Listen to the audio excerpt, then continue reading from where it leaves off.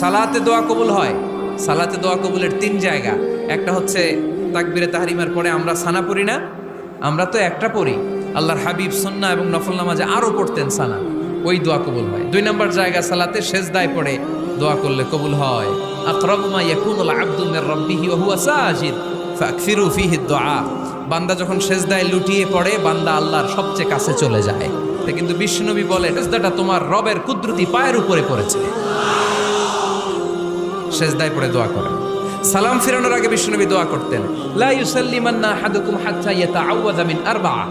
আল্লাহর হাবিব বললেন, 4 জিনিস থেকে পানাহ না আছে আমার কোন উম্মত যেন সালাম না ফিরায়। তারা যেন পড়ে, আল্লাহুম্মা ইন্নী আউযু বিকা মিন আযাবিল কবর, আউযু বিকা মিন আযাবি জাহান্নাম, আউযু বিকা মিন ফিতনাতিল মাহইয়া ওয়াল মামাত, আউযু বিকা মিন ফিতনাতিল মাসিহিদ দাজ্জাল।